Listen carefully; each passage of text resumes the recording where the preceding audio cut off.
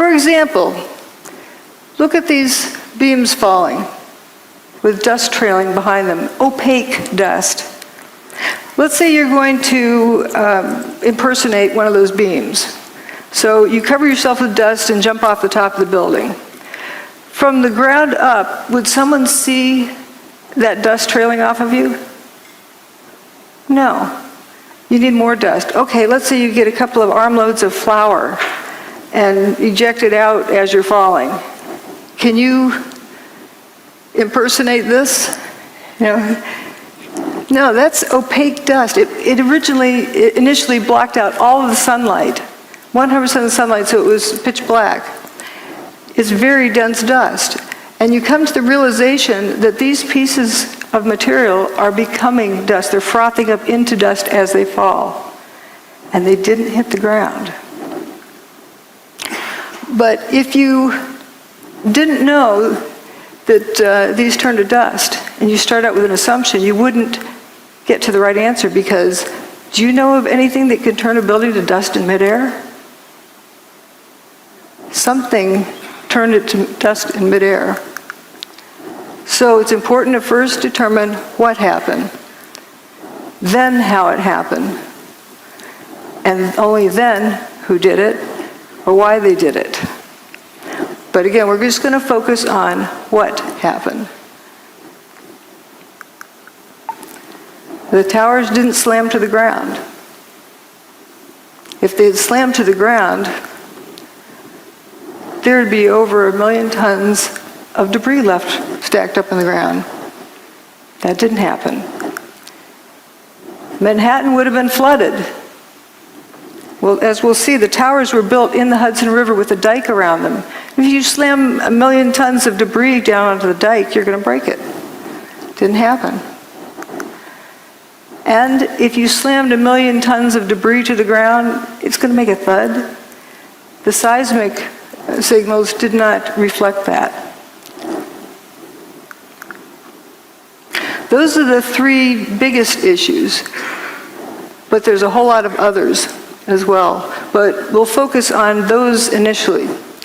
The lack of debris, the fact the bathtub wasn't damaged, and the low seismic recordings. There's all sorts of other things, and toasted cars, of course, is one of the favorite things. And then in the second part, I talk about other pieces of information, other data that shows more about what technology is involved. But remember, you first have to establish what happened. Lack of debris.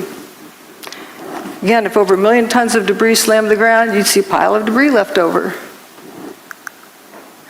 All right, you go to work on a nice September morning.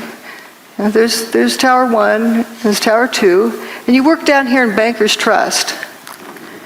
So you're going to go into your office there in Bankers Trust, and then you're going to look out the window and see what you can see. Down here, you look out the window. What's it going to look like? That's looking out that window. Air-conditioned office, looking across the street, and whoops, where did the building go? This is right after 9/11. Tower 2 is basically missing. Tower 1 is missing over there. I think everyone would have to agree there's not enough stuff left piled up on the ground.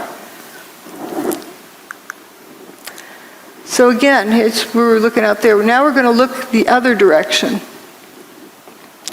And there's this main body goes missing. Just the north wing is left.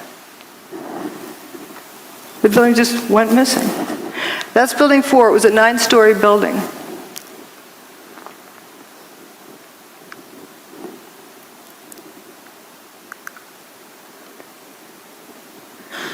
So this is what was there beforehand, and it just basically all went away.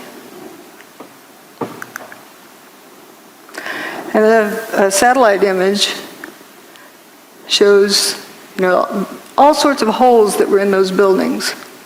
The middle part of building 6 is gone. It looks like a post hole digger cored it out. You have holes over here on Liberty Street. Even some holes and Vesey Street. And notice again that north wing is remaining, but the main body's gone. And this is Bankers Trust, where you're looking out the window, seeing a non-building across the street. Few people talk about this building. It's a 22-story skyscraper. Well, it would be the tallest building in most small towns. It went away except for that last little corner. And Building 7 over here as well. Every building with the WTC prefix was destroyed that day. So we're going to look at this direction. Now, a lot of people talk about hearing the BBC announce early that Building 7 went away. Well, CNN did the same thing for 1 Liberty Plaza, but it's still there. They just get excited and want to be the first to report. And we're going to go down and look on the ground and see what it looks like down in here.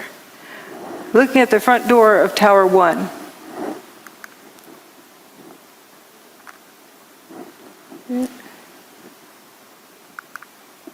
So here we are down on the ground. There's Tower 1, the north and south walls. The ambulance that was parked in front of the front door of Tower 1. It doesn't look clobbered by anything. This picture, I believe, was taken on 9/11, later in the day. I don't see any big steel beams on the ground. There's aluminum cladding. The towers were built with steel columns on the outside that were covered with aluminum cladding. And you see the aluminum cladding. The ambulance looks pretty good.